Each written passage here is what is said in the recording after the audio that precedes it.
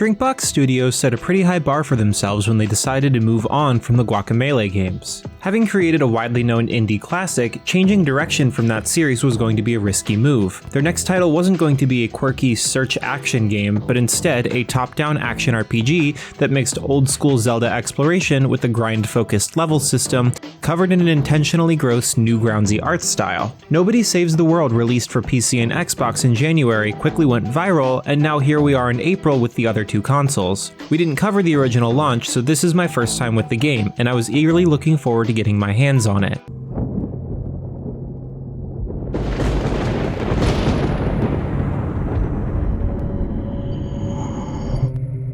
The title immediately establishes its style and humor by having the first people you interact with be extremely loud and rude, and giving the player character the option of calling them out or calling them out with snark. Nothing really changes by doing this, but it's a humorous subversion of meaningless dialogue choices often found in games like this. This attitude carries over into the first combat situations the player will find, principally the fact that you are forced to fight your way out of a basement as a rat, a clever riff on a Western RPG trope. The rat is the first alternate form of many that the player will need to transform between in order to grow stronger.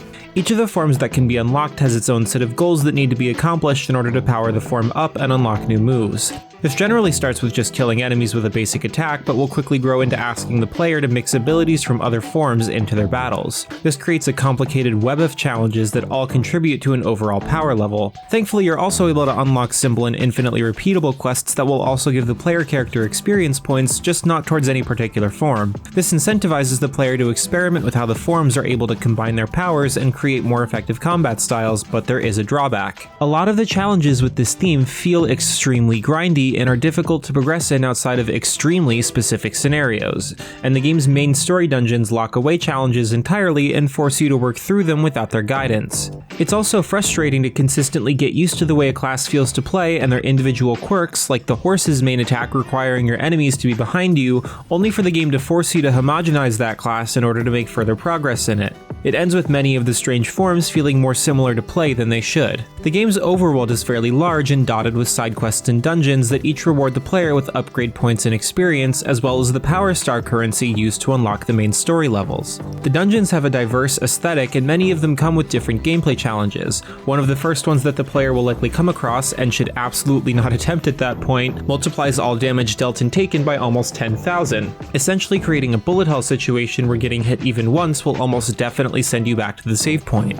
While I like this element, the randomization of all the dungeon layouts and the small pool of enemies ends up making it feel a bit repetitive anyway, but I was never bored by any of it. As for the story, it's not anything to write home about. It essentially functions as an excuse plot with minor details being doled out slowly over the course of the game rather than being focused on throughout, as the primary point of the game is the exploration and grind. I mentioned Newgrounds before, and having spent a lot of time on that site, many aspects of this title reminded me of an expanded version of the type of game you'd often find on a flash game collection like that. It's charming and fun, but not necessarily something I would try to go for total completion on. The game's difficulty level feels appropriate just by playing casually, but if you are the type of person that gets a lot out of completionist play, this game has a lot to offer you.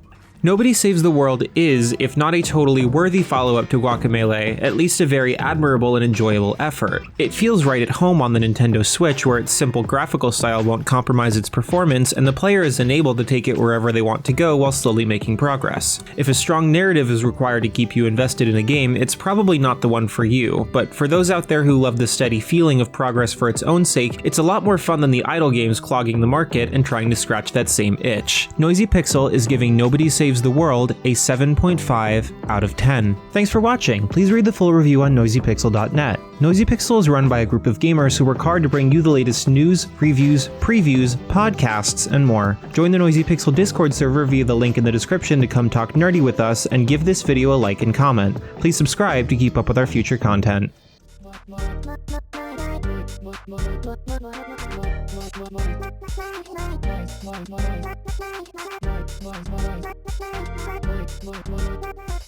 Noisy Pixel.